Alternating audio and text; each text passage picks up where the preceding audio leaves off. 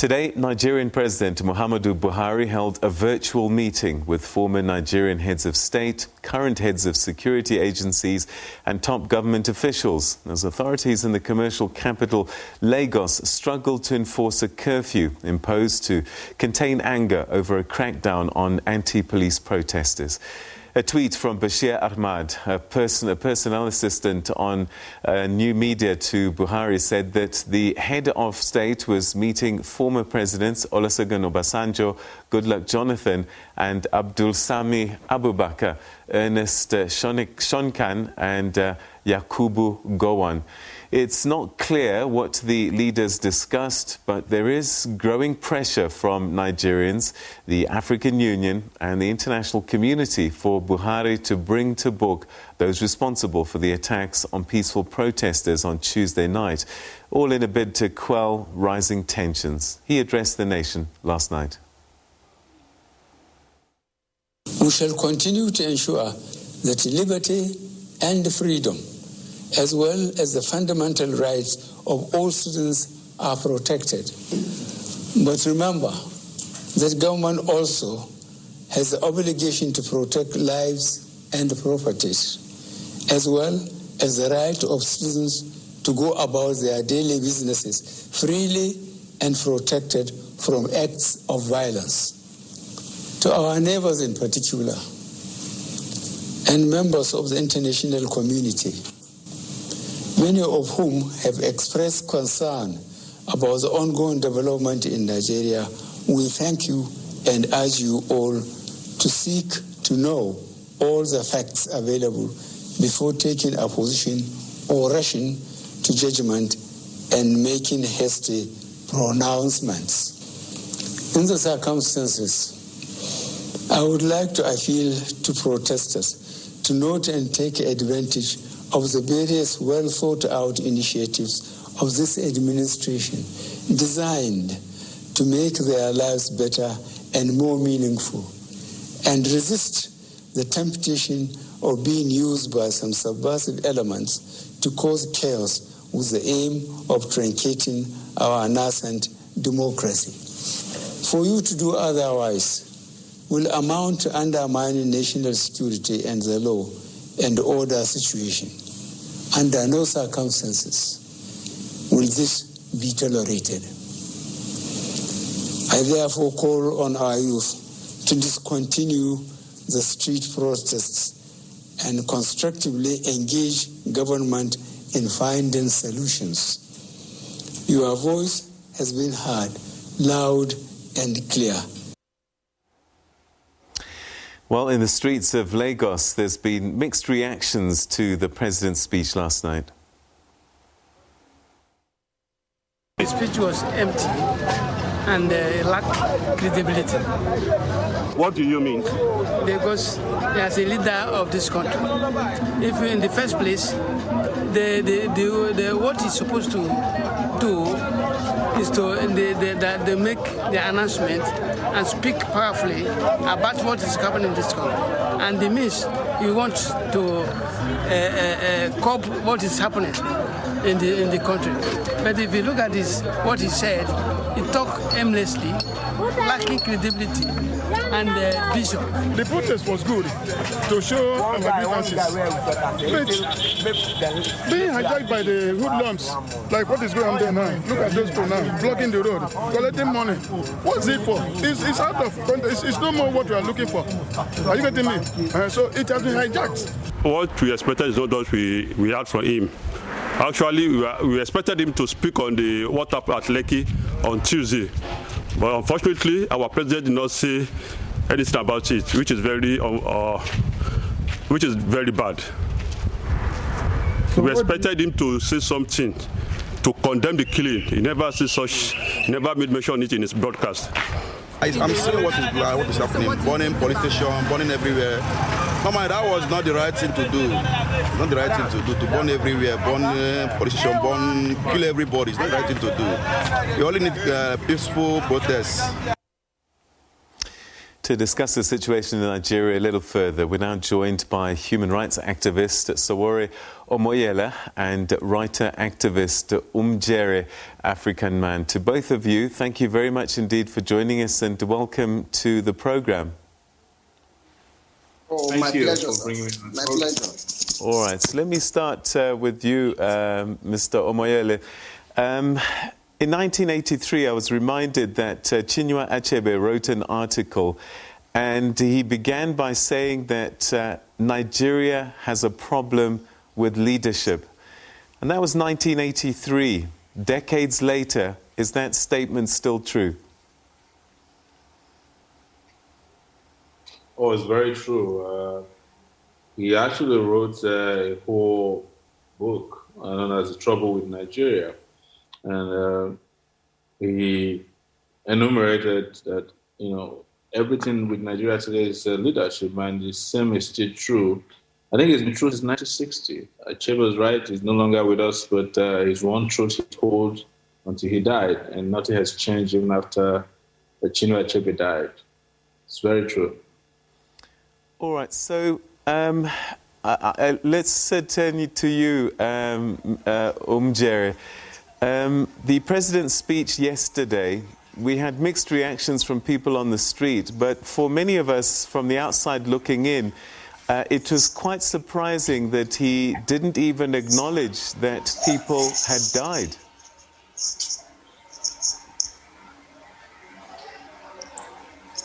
Hello? Hello, Umudjere, can you hear me?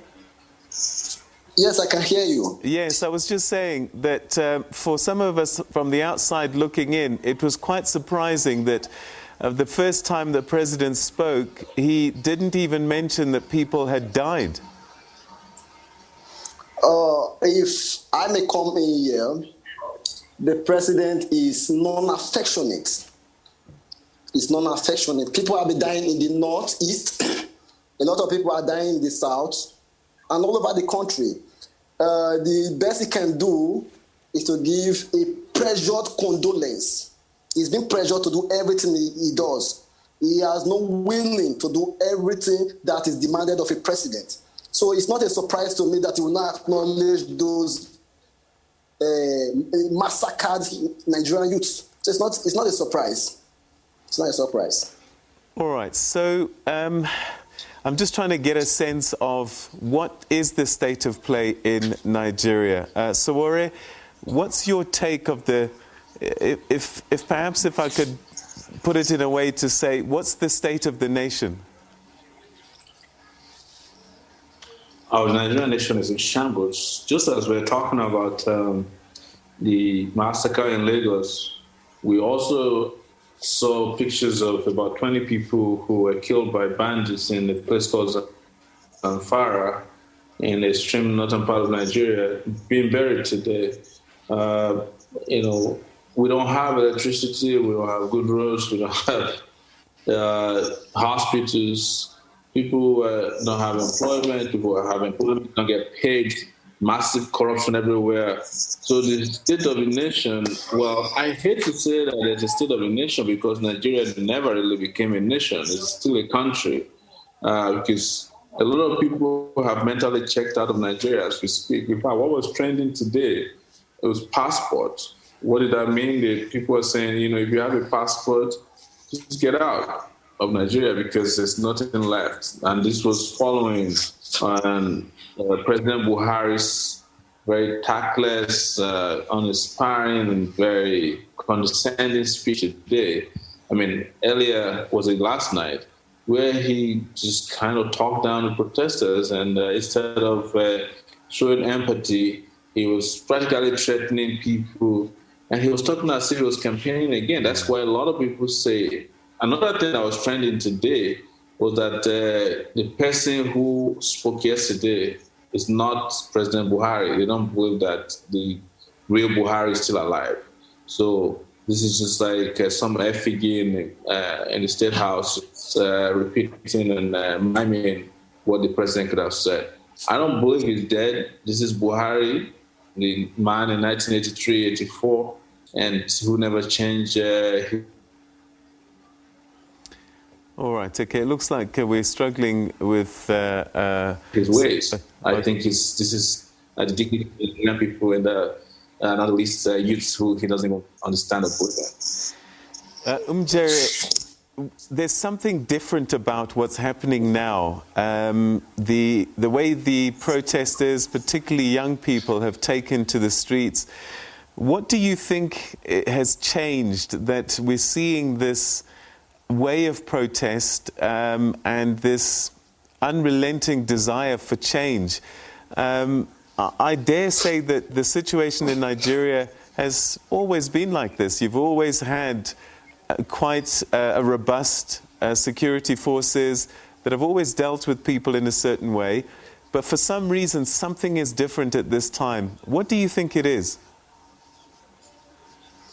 Well, the only thing that has come to play, or let me say the only change with this is that this is the revolution. And in revolution, there's what we have defeated the fear. The Nigerian youth of today has defeated the fear that we are ready to die, we're ready to lose whatever we have to ensure Nigeria is being rebetted. I wish to acknowledge my elder brother here, Sowore.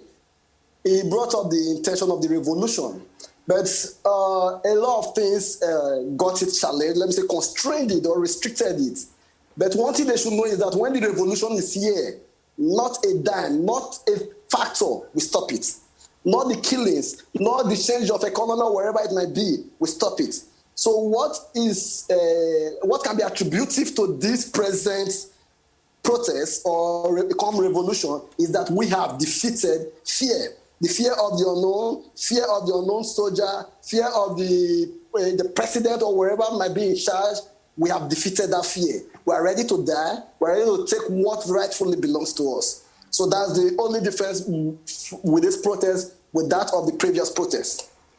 All right. When you talk about revolution, what do you mean? Is this a change in government? Is this a change in president? What does revolution mean for young people in Nigeria right now? A change or a total overhaul of the Nigeria as a country and the Nigerians as the people.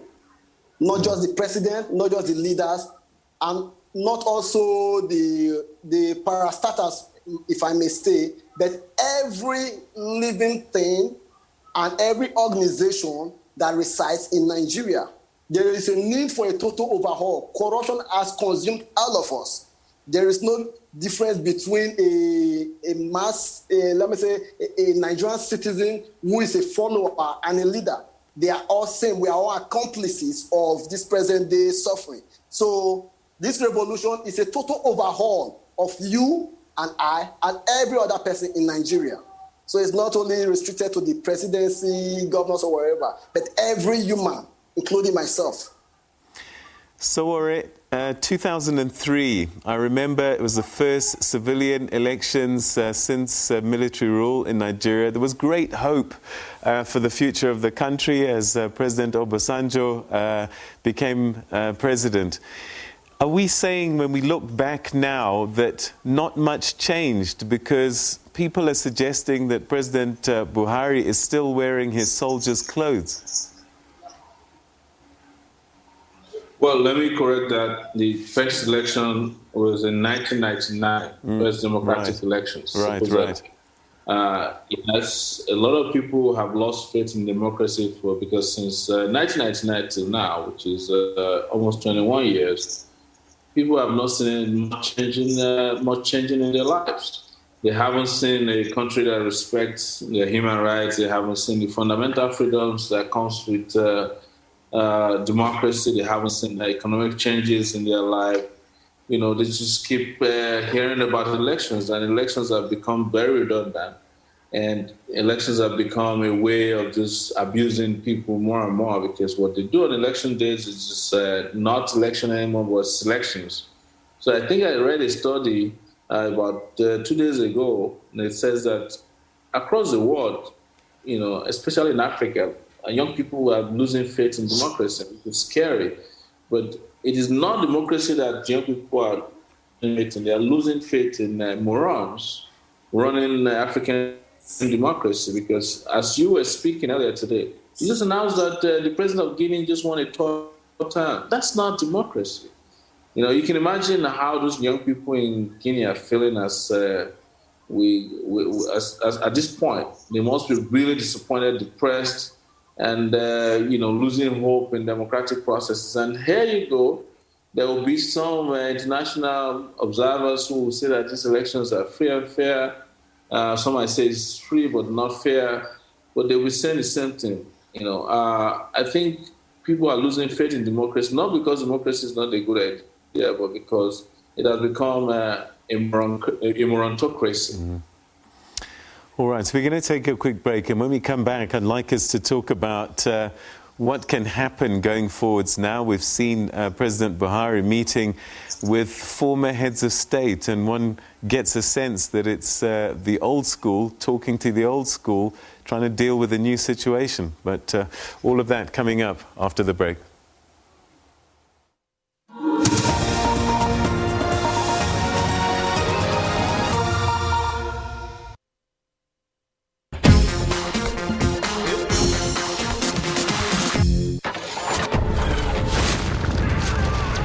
Trenches of business, don't lose sight of the bigger picture. At Nedbank, we'll help guide and structure innovative financing solutions to take your business growth to the next level. To guide your growth, search Nedbank Bigger Picture Business Banking. We live in a new high-tech environment. Because of technology, some of the world's wealthiest people are tech entrepreneurs. Tech is how we play and how we work.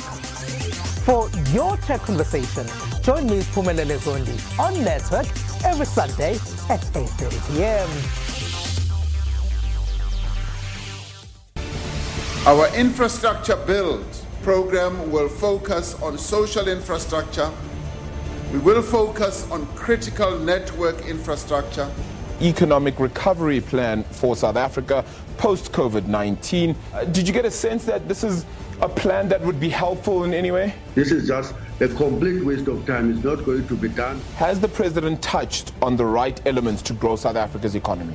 I'm not optimistic about this infrastructure plan because it doesn't answer a very important issue. Did it offer you anything of substance? No, well, we welcome it, Arabile. The question is whether we can afford them, whether they're implementable in an urgent time frame.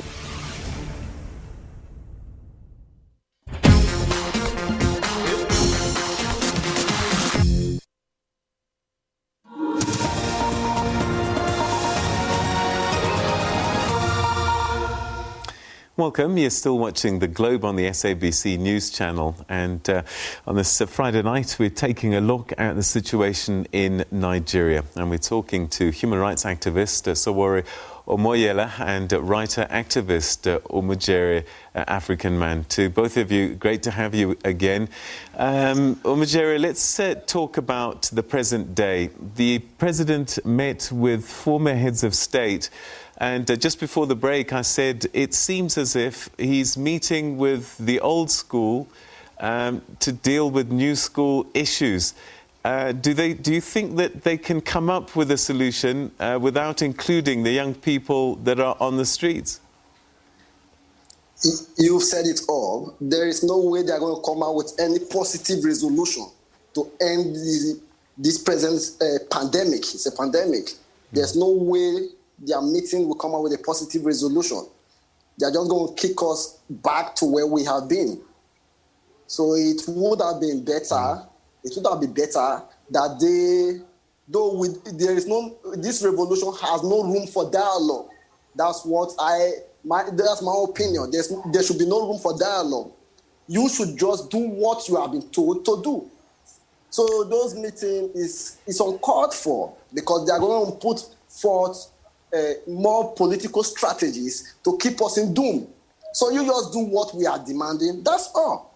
So I don't think there's going to be any positive resolution from that meeting. But Umudjere, some people might say the way you're talking is anarchy, that you're refusing dialogue and that you're saying that a head of state must just do what you want them to do. Is that not anarchy?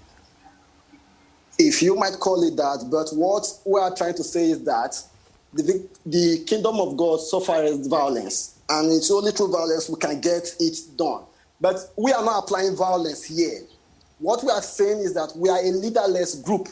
There is no leader here. So if you are going to talk, you are going to talk to everybody, not talking to somebody appointed or wherever. It is a leaderless group. The masses have said, this is what you should do. So it is left for you to do what you have been directed to do. You are a servant. Despite you are being the president, you are a servant. We sent you there to serve us. So whatever we tell you to do, that's what you should do. So there's no room for dialogue. We have already put what we need on the table. So you pick it, work with it. That's it. Sowore, let's talk a little bit about the president. Do you think that he is in charge of the country completely? Because, again, he spent more time worried about the attacks on soldiers than he even seemed to be about civilians that are being killed by people wearing military uniforms. It's almost as if he didn't want to upset the military, that he didn't even bother mentioning citizens, not even offering condolences to the families that had lost their loved ones. Yes, that is Buhari for you. This is Buhari of 1983. When he came to office, he retroactively sentenced some people to death for drug trafficking, killed them. He introduced a law that gagged the press. There used to be certain decrees that he put in place that just summarily jail people. It was the Buhari that sent Fela Kuti to jail for trafficking his own money. So the leopard doesn't change hasn't changed its spots. So, but what you're seeing is that, like you mentioned, they're holding meetings with people who have nothing to do with the protest because they're taking care of their own personal interests, talking about former head of states who themselves at one time or the other had carried out genocide, massacres when they were in office. But most importantly, they are living in the past. When he made his broadcast yesterday, he wasn't talking about young people who were killed. He was talking about traditional rulers whose palaces were attacked. He was talking about people in their class who they felt were hurt. So it's a government that doesn't care about young people. And I think what is clear is that young people got the message loud and clear. And when next you hear from them, they will be very vehement. They will not continue. Nigerians have reached a point of saying, look, enough is enough. And you got to the point where even when they were shooting at them, they were singing the national anthem, waving the flag, and they continued the protest, even though soldiers were shooting at them at close range. So that's where Nigeria is today. As my colleague there said, the revolution has already started. The only difference is that it's not being televised the way other revolutions have been televised. It's already started, and I don't think that Nigerian youths are going to go back. They're going to show to these people that they're determined to take back and take their future back, and things can't continue forever like this. As you guys know, what was the turning point for South African anti-apartheid fight? It was the Sharpeville massacre. That's what everybody talks about, 1960. Well, we've got our own massacre now, and it seems like it's a turning point for the youth. So you guys just watch out, watch this space. The way you're talking, it sounds as if, sadly, more blood will be shed. But that will not come from me. It will come from the peaceful protesters. The government, the Buhari regime, is hell-bent on spilling blood, and it's a bloody regime. They've done this before. Before the attacks on these young people at Lekki, they had killed several people, but in that, they used a strategy where they recruit thugs accompanied by police, secret police, to attack protesters. It's just that, like I said, you guys have not been following this. Otherwise, nobody would have been surprised at the eventual attack on these peaceful protesters. It is not the protesters that want to spill blood. It's President Buhari who is bloodthirsty, and I guarantee you, except something is done, he will kill more people. That's how he is. You know, you guys forgot that he killed over 1,000 Shiites in one night in northern part of Nigeria. So this is life to Buhari. Life doesn't mean anything to him. And it is people who don't know him who are surprised at what happened last week. Those of us who know his trajectory, who know his history, and know his way of thinking, understand that he wouldn't do anything other than what he just did. There was a meeting between him and the Minister of Defense, and where they took a decision to send a small unit of the army to shoot at protesters. According to the Lagos State Governor, there's a barrack 10 minutes from where the protesters were. They just recruited a small unit from there to shoot at the protesters, and that's exactly what they went and did. Gentlemen. And after they shot at people, they took dead bodies away, and we're hearing now that they dumped some of the bodies in the lagoon and took some elsewhere. All right. Unfortunately, we've run out of time. This is something I think we need to keep on talking about and keep in the news cycle. Thank you so much indeed, human rights activist Sowore Omoyela and writer and activist Umudjere African man, for your thoughts and your time this evening. Thank you. Thank you for having me. All right. We're going to carry on with the Globe at the top of the hour, and we begin the next hour with your headlines. Stay with us.